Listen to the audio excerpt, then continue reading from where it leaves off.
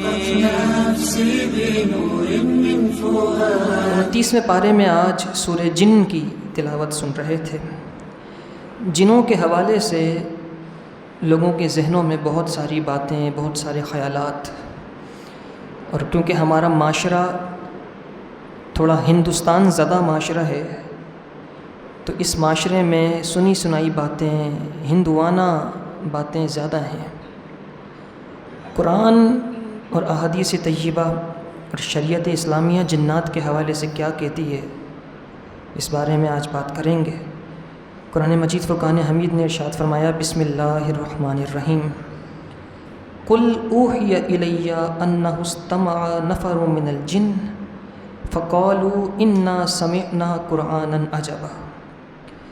محبوب آپ فرما دیجئے، میری طرف وحی کی گئی ہے کہ جنات کے ایک گروہ نے میری تلاوت کو، قرآن کی تلاوت کو غور سے سنا، تو وہ کہنے لگے کہ ہم ایک عجیب قرآن پر ایمان لائے ہیں، ہم ایک عجیب کلام پر، ایک عجیب قرآن پر ایمان لائے ہیں۔ نبی پاک صلی اللہ علیہ وسلم نے قرآن مجید فرقان حمید کی تلاوت کی تو جنات نے حضور کا قرآن پڑھنا سنا، اور پھر یہ قرآن جو سنا تھا جنات نے، وہ جا کر اپنے گروہوں کو جا کر بتایا۔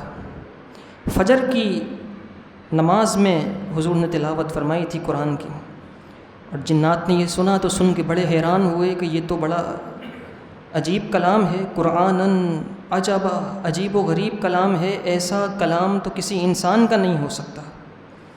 اور پھر فصاحت اور بلاغت کو ماننے کے بعد یہ جنات اپنے جنوں کے گروہوں کے پاس گئے اور پھر ان کو جا کر اس قرآن کے حوالے سے بتایا۔ ان جنات کی تعداد مفسرین نے لکھی ہے، یہ کل 9 جنات تھے جنہوں نے نبی پاک صلی اللہ علیہ وسلم کا کلام سنا تھا، حضور کا قرآن پڑھنا سنا تھا۔ حضور نبی پاک صلی اللہ علیہ وسلم سے جنات کی 6 ملاقاتیں حضور کی حیات مبارکہ کے اندر مختلف احادیث میں یہ ملتی ہیں۔ 6 مرتبہ جنات مختلف ادوار میں حضور نبی پاک صلی اللہ علیہ وسلم کے پاس ایک گروہ کی صورت میں، کبھی کم تھے کبھی زیادہ تھے۔ حضرت عبداللہ ابن مسعود رضی اللہ تعالیٰ عنہ جلیل القدر صحابی ہیں، وہ کہتے ہیں کہ ایک رات میں نبی پاک صلی اللہ علیہ وسلم کے ساتھ تھا، اور لوگوں ایک عجیب واقعہ پیش آیا، تو لوگوں نے بعد میں پوچھا کہ کیا کوئی حضور کے ساتھ تھا اس رات؟ تو میں نے کہا کہ ہاں میں تھا۔ اب نبی پاک صلی اللہ علیہ وسلم نے وہ واقعہ بیان کرنا شروع کیا۔ حضرت عبداللہ ابن مسعود فرماتے ہیں کہ ویسے تو ہم میں سے کوئی نہیں تھا، اچانک سے یوں ہوا کہ نبی پاک صلی اللہ علیہ وسلم ایک جانب چلتے گئے اور پھر ہماری آنکھوں سے اوجھل ہو گئے، گم ہو گئے۔ جب حضور کو ہم نے نہ پایا تو ہم نے یہ خیال کیا کہ کہیں کوئی دشمن تو نہیں آ گیا جس نے دھوکہ دیا ہو اور نبی پاک صلی اللہ علیہ وسلم کو کسی برے ارادے کے ساتھ اپنے ساتھ کہیں لے گیا ہو۔ دشمن تو تھے نا، ابھی بھی اگر کوئی دین کا تھوڑا کام کر لے تو اس کے پیچھے لوگ پڑ جاتے ہیں، تو وہ تو جان عالم تھے، حضور کے تو پوری کائنات کے کفار دشمن تھے۔ کہنے لگے کہ ہمیں یہ خیال ہوا، یہ ڈر ہوا کہ کہیں کچھ معاملہ ایسا تو نہیں ہو گیا۔ بہرحال وہ پوری رات ہماری بڑی پریشانی میں گزری، سو نہیں سکے ہم۔ جب صبح ہوئی تو ہم نے نبی پاک صلی اللہ علیہ وسلم کو غار حرا سے آتے ہوئے دیکھا۔ حضور غار حرا کی طرف سے آ رہے تھے۔ ہم نے رسول اللہ صلی اللہ علیہ وسلم کو اپنی پریشانی بیان کی۔ ہم نے عرض کی، یا رسول اللہ پوری رات سو نہیں سکے ہیں، بڑے پریشان رہے ہیں، آپ تھے نہیں۔ پھر نبی پاک صلی اللہ علیہ وسلم نے واقعہ سنایا، فرمایا میرے پاس ایک جن آیا تھا دعوت دینے کے لیے، تو میں ان کے ساتھ چلا گیا اور ان کے سامنے میں نے قرآن کو پڑھا۔ پھر نبی پاک صلی اللہ علیہ وسلم نے ان صحابہ کو جو پوچھ رہے تھے حضور سے، حضور نے ان کو اپنے ساتھ لیا اور اپنے ساتھ اس مقام پر لے گئے جہاں حضور جنات کے ساتھ رات کو گئے تھے۔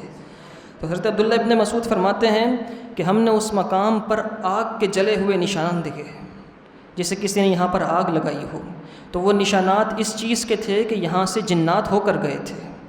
نبی پاک صلی اللہ علیہ وسلم نے وہ نشانات دکھائے۔ حضور نے فرمایا ان لوگوں نے مجھ سے ناشتہ طلب کیا، صبح ہو گئی تھی، حضور صبح کو واپس آئے تھے، پوری رات ان کے ساتھ تھے۔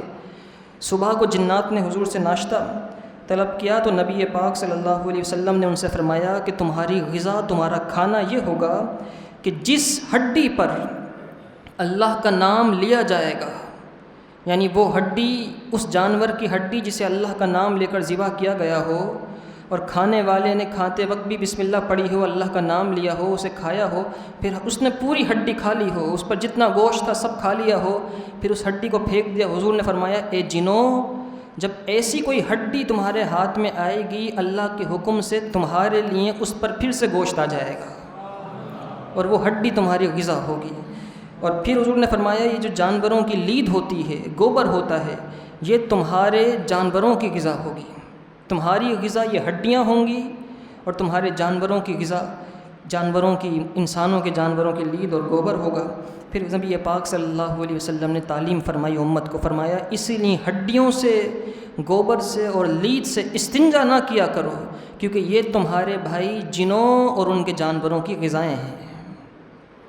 منع کیا گیا کہ ان چیزوں کے ساتھ استنجا نہ کرو۔ اب تو جدید دور ہے نا، اب تو یہ معاملات نہیں ہیں جو لوگ پرانے دور میں ہوا کرتے تھے، جب یہ اس طرح کے باتھ روم وغیرہ نہیں ہوتے تھے تو یہ چیزیں عام تھیں کہ جو چیز ملی اس سے حاجت کر لی پوری اور اس کے بعد استنجا کر لیا۔ حضور نے فرمایا اس سے استنجا نہ کیا کرو۔ نبی پاک صلی اللہ علیہ وسلم نے کئی مرتبہ جنات سے، اور جنات نے حضور کی زیارت کی، حضور سے ملاقات کی، لیکن یہاں پر ایک بات بڑی قابل غور ہے۔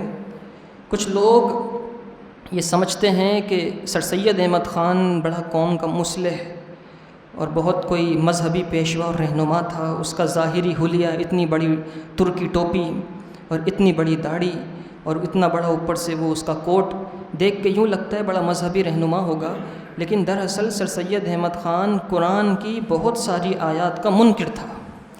قرآن نے بڑے واضح انداز میں جنات کا ذکر کیا ہے، پوری سورہ جن نازل کی ہے، لیکن سر سید احمد خان نے جو قرآن کی تفسیر لکھی ہے اس میں اس پورے مفہوم کو بدل کے رکھ دیا۔ اس نے کہا جنات جہاں جہاں قرآن میں آیا ہے اس سے مراد وہ لوگ ہیں جو دیہاتوں میں رہا کرتے تھے، غیر متمدن، جن کے پاس کوئی تمدن، کوئی ثقافت، کوئی وراثت نہیں تھی، کوئی چیز نہیں تھی، ایسے لوگوں کا ذکر قرآن میں جنات کر کے آیا ہے۔ جنات سے مراد کوئی ایسی انوکھی مخلوق نہیں ہے کہ جس سے ڈرا جائے۔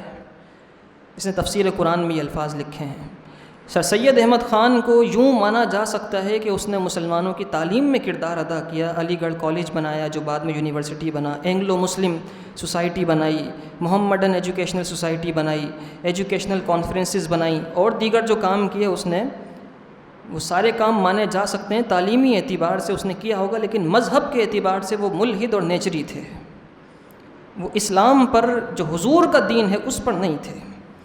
بہرحال علامہ آلوسی نے اور علامہ قرطبی نے اس واقعے کو بیان کیا ہے کہ کم از کم 6 مرتبہ نبی پاک صلی اللہ علیہ وآلہ وسلم کی جنات سے ملاقات ہوئی ہے۔ جنات کی قسمیں کتنی ہیں؟ حضرت امام ترمذی نے اور حضرت ابو ثعلبہ خشنی نے اس کو بیان کیا ہے، کہا ہے کہ جنات کی 3 قسمیں ہیں۔ فرمایا نبی پاک صلی اللہ علیہ وسلم ارشاد فرماتے ہیں الجن ثلاثۃ اصناف، جنات کی 3 قسمیں ہیں۔ جنوں کی ایک قسم تو وہ ہے جو پروں سے فضا میں اڑتے ہیں، ہواؤں میں اڑتے ہیں۔ جنوں کی دوسری قسم وہ ہے کہ جو سانپ اور کتے کی شکل میں ہوتے ہیں۔ ہر سانپ اور ہر کتا جن نہیں ہوتا۔ ہمارے یہاں ایک بات مشہور ہے کہ کالا کتا اور یہ جو کالا سانپ ہے وہ آ گیا تو جن ہے۔ جنات کی صورت، جنات ان کالے کتوں کی اور اژدہوں کی صورت اختیار کر لیتے ہیں، لیکن اس کا ہرگز یہ مطلب نہیں کہ ہر کالا کتا جن ہے۔ حضور نے فرمایا کہ کچھ جن سانپ اور کتوں کی شکل میں ہوتے ہیں۔ فرمایا تیسری جنوں کی قسم وہ ہے جو ادھر ادھر منتقل ہوتے ہیں اور اپنی شکل و صورت کو تبدیل کرتے رہتے ہیں، اپنی شکل و صورت کو تبدیل کرتے رہتے ہیں۔ اس کے علاوہ نبی پاک صلی اللہ علیہ وسلم کے پاس خود ایک سانپ آیا جو کہ جن تھا۔ ابن عربی نے اپنی سند کے ساتھ حضرت جابر بن عبداللہ رضی اللہ تعالیٰ عنہ سے روایت کیا ہے، فرماتے ہیں کہ رسول اللہ صلی اللہ علیہ وسلم کے پاس میں تھا، جابر بن عبداللہ کہتے ہیں، اور حضور جان عالم صلی اللہ علیہ وسلم کے پاس ایک بہت بڑا سانپ آیا، اس نے حضور کے کان مبارک کے پاس آ کر کچھ سرگوشی کی، کچھ باتیں کیں، تو نبی پاک صلی اللہ علیہ وسلم نے اس کی گفتگو سماعت کی، اور سماعت کرنے کے بعد فرمایا ٹھیک ہے،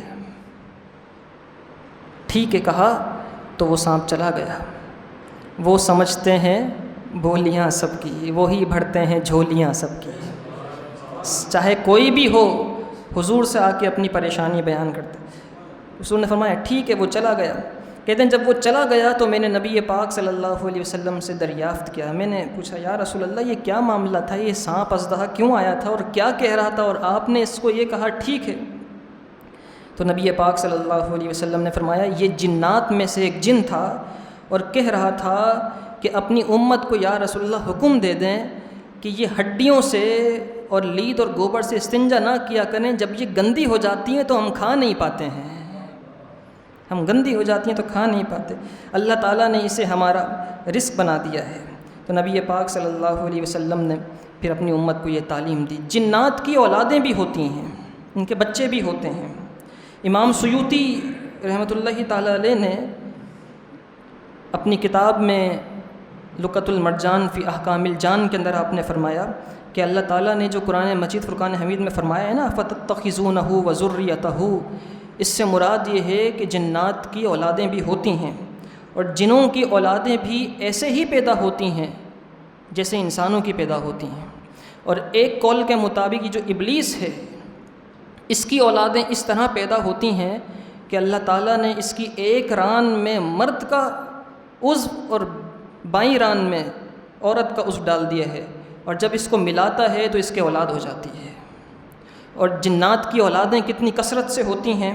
حضرت عبداللہ ابن عمر رضی اللہ تعالیٰ عنہ فرماتے تھے کہ اللہ تعالیٰ نے انسانوں اور جنوں کو 10 حصوں میں تقسیم فرمایا ہے، اگر ایک انسان پیدا ہوتا ہے تو اس کے بدلے میں 9 جن پیدا ہوتے ہیں، ایک انسان کے مقابلے میں 9 جن پیدا ہوتے ہیں۔ یعنی اگر دنیا میں لوگوں کی انسانوں کی آبادی جو ہے وہ 8 ارب ہے تو یوں سمجھیے کہ 72 ارب جنات ہوں گے، 72 ارب جنات ہوں گے، اس قدر، یعنی ایک جن کے مقابلے میں 9 جن موجود ہیں دنیا کے اندر، اس قدر کثرت کے ساتھ ان جنات کی۔ اچھا، جنات کے اندر پیری مریدی بھی ہوتی ہے، مسلمان بھی ہوتے ہیں، کافر بھی ہوتے ہیں، فرقے بھی ہوتے ہیں۔ وہ جو آج کل ایک آدمی کہہ رہا ہے نا کہ فرقوں کا بائیکاٹ اور فرقے نہیں ہوتے، تو اس سے پوچھے چلو یہاں تو فرقے نہیں، جنوں کے فرقے کیسے ختم کرو گے؟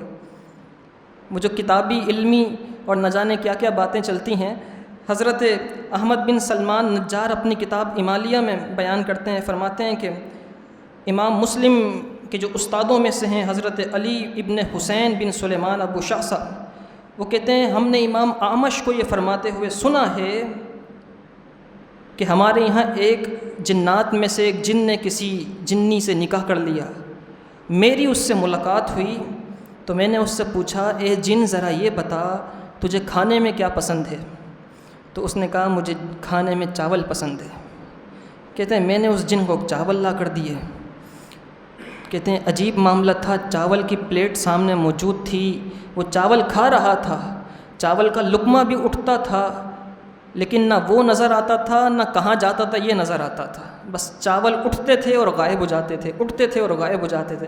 کہتے تھے یوں اس نے چاول کھائے، اور پھر جب اس نے چاول کھا لیے تو میں نے اس سے پوچھا کیا تم میں فرقے بھی ہوتے ہیں؟ اس نے کہا ہاں ہم میں فرقے ہوتے ہیں۔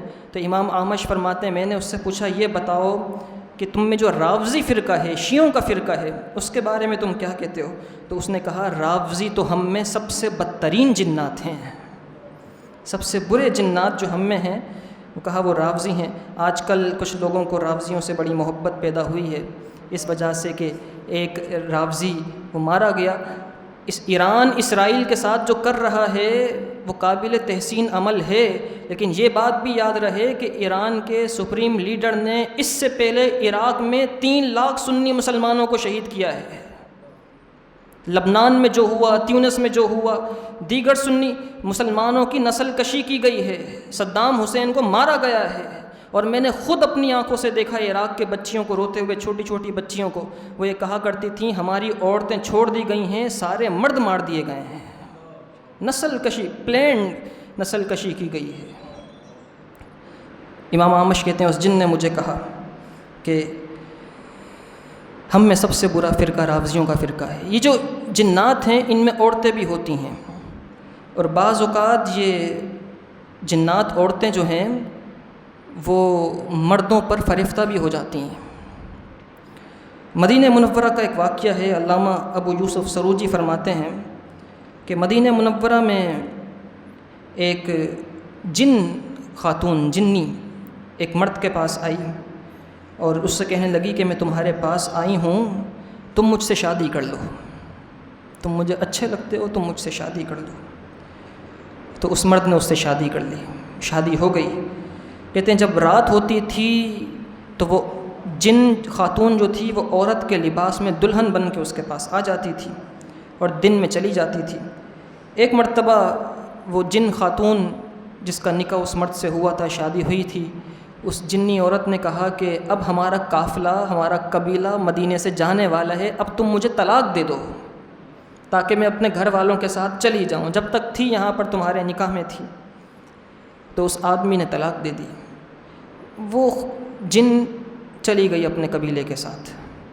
پھر بہت عرصے کے بعد وہ واپس قبیلہ مدینے آیا، تو اب وہ عورت اس آدمی کے نکاح میں نہیں تھی، لیکن وہ آدمی تو مدینے میں ہی رہتا تھا نا۔ تو اس آدمی نے اس جن عورت کو دیکھا کہ وہ مدینے کے کسی شاہراہ پر، کسی روڈ پر، کسی راستے میں چاول چن رہی تھی۔ زمین پر جو لوگوں کے چاول گر جاتے ہیں تھیلیوں سے اٹھاتے ہوئے یا بوریوں سے، کچھ گرے ہوئے چاول تھے، وہ چاول بین رہی تھی، اٹھا رہی تھی زمین سے۔ تو اس آدمی نے اس سے کہا ارے تو یہاں کیسے آ گئی؟ آدمی نے اس کو دیکھ کر کہا پہچان لیا، تو یہاں کیسے آ گئی؟ تو اس نے یوں آنکھیں مار کے اس آدمی کی آنکھیں پھاڑ دیں۔ اس نے کہا جب نکاح مجھ سے تیرا نہیں ہے تو مجھے دیکھ کیسے رہا ہے؟ جب میرا نکاح تیرے ساتھ نہیں ہے تو مجھے دیکھ کیسا رہا ہے؟ اس واقعے کو بھی علامہ سیوطی رحمۃ اللہ تعالیٰ علیہ نے بیان فرمایا ہے۔ اس طریقے سے بہت سارے گھروں میں جنات آ جاتے ہیں، اور بعض اوقات گھر اس طرح کے بہت سارے ہوتے ہیں کہ جن کے بارے میں مشہور ہوتا ہے کہ اس گھر میں جن ہے۔ ہمارے یہاں تو ایسے گھروں کا نام بھوت بنگلہ رکھا جاتا ہے، اور پرانا سکھر میں تو پوری جنات بلڈنگ ہی اس نام سے موسوم ہے، وہ پورا علاقہ ہی جنات بلڈنگ ہے، پتہ نہیں وہاں جن کی کیا حقیقت ہے۔ بہرحال بھوت بنگلے وغیرہ اس طرح کے نام رکھے جاتے ہیں، گھروں میں بھی جنات آ جاتے ہیں۔ ابن عقیل کتاب الفنون میں فرماتے ہیں ہمارا ایک مکان تھا، بہت پرانا تھا، اور اس مکان کی خاصیت یہ تھی کہ جو لوگ بھی اس مکان کو کرائے پر لیتے تھے یا وہاں خریدتے تھے، اس کو کچھ بھی کرتے تھے، رات کو سوتے تھے، صبح مرے ہوئے ملتے تھے، صبح مردہ ملتے تھے۔ کہتے ہیں ہمارا ایک مغربی آدمی دوست تھا، وہ دور سے آیا اور اس نے ہمارا وہ مکان خرید لیا۔ اس کو وہ مکان بڑا اچھا لگا، اس نے پورے مکان کی صفائی کی اور پوری رات اس گھر میں بسر کی۔ ہم اس انتظار میں تھے کہ صبح ہوگی تو اس کا بھی جنازہ اٹھائیں گے، رات جو سوتا ہے صبح مردہ ملتا ہے۔ کہتے ہیں صبح ہوئی تو وہ بالکل صحیح سلامت فجر کی نماز کے لیے اپنی مسجد جا رہا تھا۔ مسجد میں ہم نے اسے اپنے ساتھ نماز پڑھتے دیکھا، ہم بڑے حیران ہوئے کہ یہ فجر کی نماز پڑھنے کے لیے مسجد میں آیا ہے، بڑی بات ہے، لوگ تو عموماً نہیں آتے ہیں، جو سوتے ہیں سوتے ہی رہ جاتے ہیں۔ کہتے ہیں اس نے نماز پڑھی، وہ چلا گیا۔ پھر میں نے اس سے بعد میں اس گھر میں وہ رات صحیح سلامت گزارنے کا سبب پوچھا، کیونکہ کئی راتیں وہ اس گھر میں گزار چکا تھا اور بالکل صحیح سلامت تھا۔ تو میں نے اس سے پوچھا کہ کیا ایسا عمل ہے، کون سا وظیفہ پڑھتے ہو، کوئی ورد ایسا ہے جس کی وجہ سے تمہیں جنات کوئی اثر نہیں کرتے؟ ورنہ تو یہاں کے جنات اتنے تیز ہیں، جس کو دیکھتے ہیں مار دیتے ہیں، جو آتا ہے اس گھر میں مار دیتے ہیں، تم کیا کرتے ہو؟ تو اس شخص نے کہا کہ جب میں رات کو گھر میں آتا ہوں تو عشاء کی نماز پڑھنے کے بعد قرآن مجید فرقان حمید کی تلاوت کرتا ہوں، قرآن کی تلاوت کرتا ہوں۔ تو ایک دن میں قرآن کی تلاوت کر رہا تھا تو گھر کے اندر جو کنواں ہے وہاں پر میں نے ایک شخص کو دیکھا جو کنویں سے باہر نکلا، اس نے مجھے سلام کیا، پھر وہ واپس اندر چلا گیا۔ پھر اگلے دن پھر ایسا ہی ہوا، کنویں سے نکلا واپس اندر چلا گیا۔ تو میں ڈرنے لگا، لیکن میں نے قرآن کی تلاوت کا یہ معمول نہیں چھوڑا۔ کہتے ہیں ایک دن وہ نکل کے باہر آیا تو میں نے اس سے سلام کا جواب دینے کے بعد کہا کہ میں ڈر جاتا ہوں تمہارے اس کام سے۔ تو اس نے کہا تم مجھ سے ڈرو مت، مجھے بھی تھوڑا قرآن پڑھنا سکھا دو، تم قرآن اچھا پڑھتے ہو، مجھے بھی کچھ قرآن کریم سکھا دو۔ کہتے ہیں میں نے کہا ٹھیک ہے مجھ سے قرآن سیکھ لینا۔ اب وہ مجھ سے قرآن مجید فرقان حمید سیکھنے لگا۔ پھر میں نے اس جن سے پوچھا ذرا یہ بتائے اس گھر کا کیا قصہ ہے، جو آتا ہے اسے مار دیتے ہو، میرے ساتھ تو ایسا نہیں کرتے، اتنے اچھے ہو، مجھ سے قرآن سیکھ رہے ہو، قرآن سیکھنا بھی چاہتے تھے، اس گھر کا قصہ کیا ہے؟ تو اس نے کہا کہ اصل معاملہ یہ ہے اس گھر میں اکثر جو لوگ آتے ہیں وہ بدکار اور شرابی لوگ آتے ہیں، اور ہم پاک و صاف لوگ ہیں، ہم ایسی لوگوں کے ساتھ گزارا نہیں کر پاتے، تو جو بھی آتا ہے اس طرح کا کوئی غلط کام کرتا ہے، بدکاری یا شراب نوشی، ہم گلا گھونٹ کے اسے مار دیتے ہیں۔ کہتے ہیں کہ میں اس سے ڈرنے لگا، لیکن میری راتیں ایسے ہی گزرتی رہیں۔ پھر میں نے اس سے کہا اے جن، تو رات کے وقت نہیں دن کے وقت آیا کر، دن کے وقت آئے گا تو مجھے اتنا ڈر نہیں لگے گا۔ ہمارا معمول یہ بن گیا کہ وہ دن کے وقت میرے پاس آتا، کنویں سے باہر نکلتا، مجھ سے قرآن سیکھتا، پھر واپس کنویں میں چلا جاتا تھا۔ تو ایک دن میں قرآن مجید فرقان حمید اسے سکھا رہا تھا کہ گھر کے باہر سے کسی بابا کی آواز آئی، ایک بابا تھا گزر رہا تھا، اور وہ کہہ رہا تھا میں دم کرنے والا بابا ہوں، کسی کے گھر میں جنات ہو تو مجھے گھر میں بلا لے تو اس کے گھر سے جنوں کو بھگا دوں گا۔ کہتے ہیں میں نے اس کو یوں ہی گھر میں بلا لیا مہمان کے طور پر، مجھے معلوم نہیں تھا کہ وہ اتنا پہنچا ہوا بابا ہے۔ کہتے ہیں وہ گھر میں آیا اور اس نے گھر میں میرے دم کیا، تو وہ جن جو میرے پاس آتا تھا کنویں سے پھر نکلا اور سانپ کی صورت میں نکلا اور زمین پر تڑپنے لگا۔ اس بابا نے 2 4 5 دفعہ اس پر دم کیا اور اس کی حالت ایسی ہو گئی کہ بس مرنے والا ہے۔ کہتے ہیں جب وہ مرنے والا ہوا تو وہ اپنی پھر اصل صورت میں واپس آیا، اور میں نے اس سے پوچھا کہ یہ کیا معاملہ ہوا ہے تیرے ساتھ، اس بابا نے کیا کیا؟ اس نے کہا اس بابا نے قرآن کے ورد پڑھ کے مجھ پر ایسا دم کیا ہے کہ میری جان نکال دی ہے اور اب میں بچ نہیں پاؤں گا۔ کہتے ہیں کچھ دنوں کے بعد پھر وہ نہیں آیا میرے پاس، اور ہو سکتا ہے کہ وہ دنیا سے رخصت ہو گیا تھا۔ لوگوں میں ایک دوسرے کو نظر لگ جاتی ہے، نظر بد لگتی ہے، بچوں کو نظر لگ جاتی ہے۔ نبی پاک صلی اللہ علیہ وسلم کی حدیث پاک کے مطابق انسانوں کو جنوں کی بھی نظر لگ جاتی ہے، کبھی کبھی جنوں کی بھی نظر انسانوں کو لگ جاتی ہے۔ امام بخاری اور امام مسلم نے ام المؤمنین سیدہ ام سلمہ رضی اللہ تعالیٰ عنہ سے روایت کی ہے، فرماتے ہیں کہ نبی پاک صلی اللہ علیہ وسلم نے ایک بچی کو دیکھا جس کو کسی جن کی نظر لگی تھی، نظر بد لگی تھی، تو نبی پاک صلی اللہ علیہ وسلم نے فرمایا اس پر پھونک کے اس کی نظر اتار دو، اسے نظر بد لگی ہے۔ نظر بد کے لیے وظیفہ سماعت کر لیں، چاہے جن کی نظر لگی ہو، انسان کی نظر لگی ہو، یا کبھی انسان کو خود اپنی نظر بھی لگ جاتی ہے۔ تیار ہوئے شیشے میں دیکھا اچھے لگے تو اپنی ہی نظر بھی لگ جاتی ہے، تو اس کے لیے بہت بہترین وظیفہ ہے اور بہت آزمودہ اور مجرب عمل ہے۔ سورہ قلم کی جو آخری آیات ہیں وہ یاد کر لیں، اپنے اوپر دم کریں، اپنے بچوں پر دم کریں۔ وَإِن يَكَادُ الَّذِينَ كَفَرُوا لَيُزْلِقُونَكَ بِأَبْصَارِهِمْ لَمَّا سَمِعُوا الذِّكْرَ إِنَّهُ لَمَجْنُونٌ وَمَا هُوَ إِلَّا ذِكْرٌ لِّلْعَالَمِينَ۔ یہ آیات پڑھ کے دم کریں تو انشاءاللہ تعالی وہ جو نظر بد لگی ہے وہ ختم ہو جائے گی۔ آیت الکرسی بھی جنات سے پناہ کا ایک طریقہ ہے۔ امام بخاری اور امام نسائی نے حضرت ابو ہریرہ رضی اللہ تعالیٰ عنہ سے اس روایت کو نقل فرمایا ہے۔ فرماتے ہیں حضرت ابو ہریرہ رضی اللہ تعالیٰ عنہ کہ نبی پاک صلی اللہ علیہ وسلم نے مجھے صدقہ فطر جمع کرنے اور اس کی حفاظت کرنے کا حکم دیا کہ صدقہ فطر جمع کر لو اور اس کی کہیں حفاظت کرتے جاؤ۔ کہتے ہیں حضور نے میرے سپرد یہ کام کیا تو میں نے جمع کیا، ایک جگہ پہ جمع کرنے لگا، تو جب رات ہوئی تو ایک شخص آیا اور وہ جو صدقہ اور فطرہ جمع ہوا تھا اس میں سے کچھ غلہ چوری کرنے لگا۔ حضرت ابو ہریرہ کہتے ہیں چوری کرنے لگا، میں نے اس کو پکڑ لیا، میں نے کہا یہ تو کیا کر رہا ہے، یہ مسلمانوں کا غلہ اور فطرہ ہے، چوری کر رہا ہے۔ وہ رونے لگا، کہنے لگا میں بہت غریب ہوں، بڑا مسکین ہوں، فقیر ہوں، میرے بچے بہت زیادہ ہیں، چھوڑ دے مجھے، میں تھوڑا سا لے کر جاؤں گا، اپنے بچوں کو کھلاؤں گا۔ کہتے ہیں میں نے اسے چھوڑ دیا۔ صبح ہوئی، فجر کی نماز پڑھ کے حضور کی بارگاہ میں گیا تو نبی پاک صلی اللہ علیہ وسلم نے میرے بتائے بغیر خود ہی پوچھا، فرمایا یہ بتاؤ کل کسی کو پکڑا تھا پھر کیا کیا؟ کل رات کسی کو پکڑا تھا نا، کیا کیا؟ میں نے عرض کی یا رسول اللہ اس کو میں نے چھوڑ دیا۔ نبی پاک صلی اللہ علیہ وسلم نے فرمایا کیوں چھوڑا؟ عرض کرتے ہیں یا رسول اللہ اس نے مجھے کہا تھا میں بہت غریب ہوں، مسکین ہوں، اسی لیے چھوڑ دیا۔ حضور نے فرمایا وہ جھوٹ بول رہا تھا، غریب اور مسکین نہیں تھا، اور یاد رکھنا آج رات وہ پھر سے آئے گا۔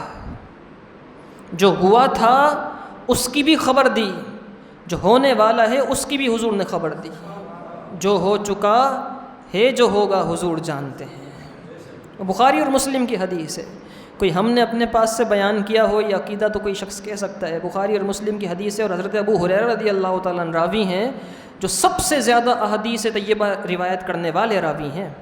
5000 سے زائد احادیث حضرت ابو ہریرہ رضی اللہ تعالیٰ عنہ نے، اور بعض محدثین کے قول کے مطابق 5225 حدیثیں حضرت ابو ہریرہ سے مروی ہیں۔ آپ سے زیادہ کسی نے روایت نہیں کی حدیث طیبہ۔ کہتے ہیں رات ہوئی، مجھے یقین تھا پھر سے آئے گا، حضور نے فرما دیا تھا۔ کہتے ہیں رات ہوئی پھر سے وہ چوری کرنے کے لیے آیا، اس نے جیسے ہی غلہ چوری کیا میں نے اسے پھر پکڑ لیا۔ میں نے پوچھا یہ کیا کر رہا ہے، یہ کیا کر رہا ہے؟ تو اس نے کہا میرے بچے غریب ہیں، فقیر ہوں، مسکین ہوں، چھوڑ دے، تھوڑا سا تو لے کے جا رہا ہوں، اتنا غلہ پڑا ہے۔ میں نے پھر چھوڑ دیا اسے۔ صبح ہوئی پھر حضور نے پوچھا رات کو تم نے قیدی پکڑا تھا پھر چھوڑ دیا؟ میں نے کہا یا رسول اللہ ترس آ رہا تھا، محتاجی کا رونا رو رہا تھا، چھوڑ دیا۔ حضور نے فرمایا جھوٹ بول رہا تھا، آج پھر سے آئے گا۔ کہتے ہیں پھر رات ہوئی، وہ پھر آیا تو نبی پاک صلی اللہ علیہ وسلم کا جو فرمان تھا مجھے یاد آ گیا۔ پھر اس نے چوری کی، میں نے اسے پکڑا، پھر اس نے وہی محتاجی بیان کی تو مجھے پھر ترس آیا، میں نے اسے چھوڑ دیا، وہ چلا گیا۔ نبی پاک صلی اللہ علیہ وسلم اگلی صبح مجھے ملے، حضور نے فرمایا تم نے آج پھر چھوڑ دیا نا اسے؟ میں نے کہا یا رسول اللہ پھر چھوڑ دیا۔ حضور نے فرمایا وہ شیطان جن تھا جو روزانہ چوری کرنے کے لیے آتا تھا۔ فرمایا کیا میں تمہیں ایسے کلمات نہ سکھا دوں جن سے اللہ تعالیٰ تمہیں نفع دے، اور جب تم بستر پر جاؤ تو تم اسے پڑھ لو تو تمہارے پاس کوئی جن اور شیطان نہ آئے؟ میں نے عرض کی یا رسول اللہ سکھا دیجئے۔ تو نبی پاک صلی اللہ علیہ وسلم نے فرمایا آیت الکرسی پڑھ لیا کرو، بستر پر لیٹو سونے کے لیے تو آیت الکرسی پڑھ لیا کرو، اور اس کی وجہ سے اللہ تعالیٰ تمہیں نفع دے گا اور تمہیں شیطانوں کے شر سے بچا لے گا۔ تو یہ آیت الکرسی جو ہے وہ جنات کے شریروں کے شر سے بچنے کے لیے بڑا آزمودہ عمل ہے، نبی پاک صلی اللہ علیہ وسلم کا سکھایا ہوا عمل ہے۔ بہت ساری باتیں ہیں اس موضوع پر کی جا سکتی ہیں۔ ایک اور روایت میں یہاں تک آیا کہ اگر کوئی شخص اپنے گھر میں مرغا پال لے، مرغا، تو اس کے گھر میں شیطان، جنات اور جادو اثر نہیں کرتا ہے۔ یہ بات پہلے سے لوگوں میں بڑی مشہور ہے کہ جس گھر میں مرغا ہو اس میں جنات نہیں آتے۔ یہ جو بالخصوص ہندوستانی لوگ ہیں نا وہ اچھی طریقے سے جانتے ہیں، جو پرانے بزرگ ہیں سندھ میں رہنے والے ان کو معلوم ہے، وہ گھر میں خاص طور پہ مرغا پالا کرتے تھے تاکہ انہوں نے سنی ہوگی احادیث طیبہ اس طرح کہ گھر میں مرغا پالنے سے جن نہیں آتا، تو یہ بالکل صحیح ہے۔ حضور نے فرمایا کہ جس گھر میں مرغا ہو اس گھر میں جنات، شیطان، جادوگر، درندوں سے وہ گھر محفوظ رہتا ہے۔ بلکہ ایک روایت میں یہاں تک آیا کہ جس گھر میں مرغا ہو اس مرغے کی وجہ سے 16 گھر حفاظت میں رہتے ہیں، 4 گھر سامنے کے، 4 گھر پیچھے کے، 4 گھر دائیں، 4 گھر بائیں۔ جس گھر میں مرغا ہوتا ہے اس کی وجہ سے 16 گھر دائیں بائیں کے وہ محفوظ حفاظت میں آ جاتے ہیں۔ عورتوں پر جنات ظاہر ہوتے ہیں، بالخصوص عورتوں پر کثرت کے ساتھ ظاہر ہوتے ہیں جنات۔ آپ نے دیکھا ہوگا کسی بچی کی طبیعت خراب ہوتی ہے، اس پر جن ظاہر ہوا، پھر لوگ پریشان رہتے ہیں، جگہ جگہ علاج کرواتے ہیں۔ بعض اوقات بہت بری حالت ہو جاتی ہے، بعض اوقات بچیوں جان سے ہی ہاتھ دھو بیٹھتی ہیں، بعض اوقات والدین بڑے پریشان ہو جاتے ہیں، رشتے ٹوٹ جاتے ہیں۔ ایک بھائی ہیں ہمارے یہاں ٹکر کے، وہ مجھے کہنے لگے کہ ایک بچی ہے، اس کی شادی ہوئی تھی اور اس کے بعد اس کے ساتھ ایسے معاملات ہوئے، جنات آئے، بلکہ منگنی ہوئی تھی اس کی، اور منگنی کے بعد اس پر جنات کا ایسا اثر ہوا کہ وہ اس طرح کی بہکی ہوئی باتیں کرنے لگی، اور اب جو ہے اس کی وہ منگنی ٹوٹ چکی ہے۔ پھر کہنے لگے کہ جب بھی اس کے رشتے کی بات شروع ہوتی ہے کہیں پر بھی، اس کے اوپر یہ جنات کا وار اور حملہ ہو جاتا ہے، اس پر جنات کا حملہ ہو جاتا ہے۔ حضرت سعد بن ابی وقاص رضی اللہ عنہ احادیث طیبہ سے معلوم کر لیتے ہیں کہ اس کی کیا حقیقت ہے، اس کی کیا حقیقت ہے۔ عموماً ان موضوعات پر گفتگو ہمارے بیانات میں، خطابات میں کوئی بھی نہیں کرتا، بس سنی سنائی باتیں عوام میں جو مشہور ہیں، اب یہ موقع ملا ہے تو آخری بات کر کے بس ختم کرتے ہیں۔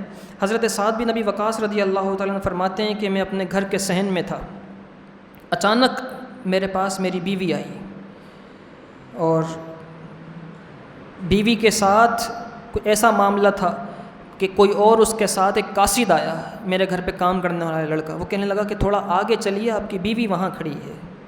تو میں اس قاصد کے کہنے پر، اس غلام اور خادم کے کہنے پر اپنی بیوی کے پاس چلا گیا۔ میں نے جا کر دیکھا کہ اس کے پاس ایک سانپ تھا۔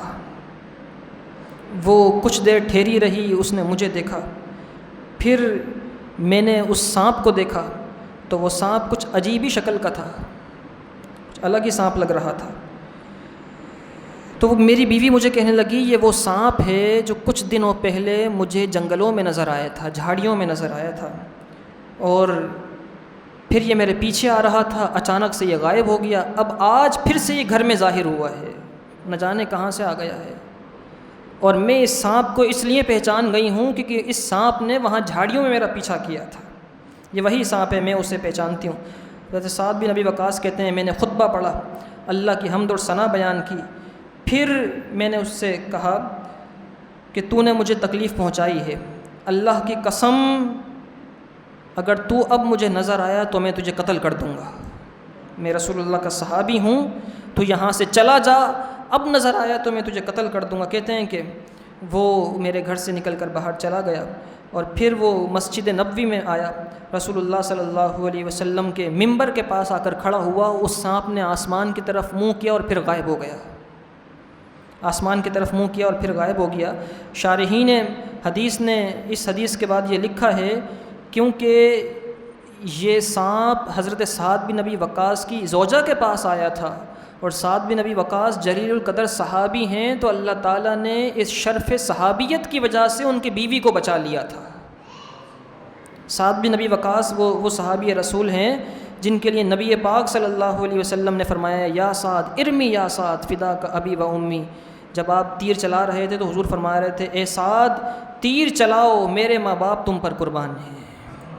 دنیا کہتی ہے کہ یا رسول اللہ میرے ماں باپ آپ پر قربان، لیکن سعد بن ابی وقاص کے لیے حضور نے فرمایا تھا کہ اے سعد تیر چلاؤ، میرے ماں باپ تم پر قربان۔ ابن ابی دنیا اور امام بیہقی دونوں نے حضرت انس بن مالک سے ایک اور روایت ذکر فرمائی ہے، فرماتے ہیں کہ اوف بن افرا جو ہیں یہ بدری صحابی ہیں، اور ان کی بیٹی تھیں، وہ اپنے بستر پر لیٹی ہوئی تھیں، اور ان کو معلوم بھی نہیں ہوا کہ اچانک سے ایک حبشی سیاہ فام آدمی، ایک حبشی آدمی ان کے سینے پر چڑھ گیا۔ اوف بن افرا کی بیٹی تھیں جو کہ بدری صحابی ہیں، کہتی ہیں وہ لیٹی ہوئی تھیں بستر پر، اچانک سے ایک سیاہ لہیم شہیم آدمی حبشی سینے پر چڑھ گیا میرے، اور میں ہاتھ پیر نہیں ہلا سکی، اور اس نے اپنا پورا ہاتھ میرے حلق میں ڈال دیا۔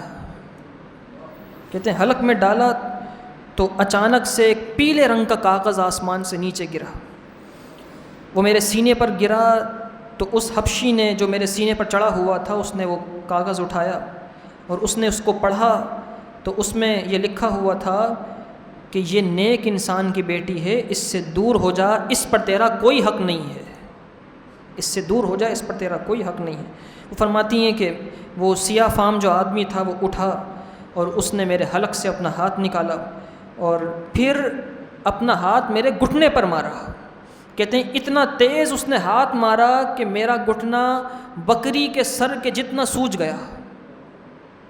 جنات کے اندر طاقت ہوتی ہے، انسانوں سے زیادہ اپنی طاقت کا اظہار کرنے پر آئیں تو کر جاتے ہیں۔ کہتے ہیں اتنا تیز مارا کہ میرا گھٹنا ایسا سوج گیا جیسے کسی بکری کا سر ہو۔ کہتے ہیں کہ پھر میں نے ام المؤمنین سیدہ عائشہ صدیقہ رضی اللہ تعالیٰ عنہ کی بارگاہ میں جا کے یہ واقعہ بیان کیا کہ میرے ساتھ ایسا ہوا ہے، تو انہوں نے فرمایا اے میرے بھائی کی بیٹی، اے میری بھتیجی، جب بھی تمہیں حیض آئے تو اپنے کپڑے سنبھال کے رکھا کرو، اپنے کپڑوں کو سمیٹ لیا کرو، پھر تمہیں کبھی بھی تکلیف نہیں ہوگی۔ حضرت انس بن مالک رضی اللہ تعالیٰ عنہ بیان فرماتے ہیں کہ اللہ تعالیٰ نے اس بچی کی جو حفاظت فرمائی تھی وہ اس کے والد کی نیک نامی اور بدر میں شہید ہونے کی وجہ سے فرمائی تھی۔ اور اس سے یہ بھی معلوم ہوا سیدہ عائشہ صدیقہ رضی اللہ تعالیٰ عنہ کی اس بات سے کہ خواتین کے پاس جو یہ جو شریر جنات آتے ہیں اس کی ایک وجہ پاکی اور ناپاکی کا خیال نہ رکھنا ہوتا ہے۔ وہ ایسی حالت میں گھروں سے باہر چلی جاتی ہیں، کبھی اور کسی مقام پر چلی جاتی ہیں، کچروں کے پاس چلی جاتی ہیں، گھومنے پھرنے کے لیے پہاڑی علاقوں میں چلی گئیں، اب تو مندروں میں بھی جانے کا بڑا رواج ہے، کچھ حالت کا معلوم نہیں ہے اور مندروں میں چلے گئے یا کسی ایسی جگہ پر چلے گئے تو شریر جنات ان پر حملہ کر دیتے ہیں۔ اب ہر کوئی عوف بن افرا کی بیٹی تو ہے نہیں، وہ تو ایک تھیں کہ جن کے لیے آسمان سے کاغذ کا ٹکڑا گرا، جو غیبی طور پر مدد ہوئی، اس نے پڑھا اور اس پر لکھا تھا تو یہاں سے ہٹ جائے، ایک نیک باپ کی بیٹی ہے۔ اللہ تعالیٰ سب بچیوں کی حفاظت فرمائے۔ تو اپنے گھر کی خواتین کو یہ درس ضرور دیجئے کہ پاکی اور ناپاکی کا خیال رکھیں، رات کو سونے سے پہلے آیت الکرسی پڑھیں، اور اگر اس طرح کا بھی محسوس ہو تو سورہ بقرہ کی تلاوت خود بھی کریں، بچیوں سے بھی کرائیں، اور گھر میں سورہ بقرہ کی تلاوت چلائیں تو انشاءاللہ تعالیٰ گھر بار کی حفاظت رہے گی۔ اللہ تعالیٰ ہمیں قرآن مجید فرقان حمید سمجھنے کی توفیق عطا فرمائے۔ وآخر دعوانا الحمد للہ رب العالمین۔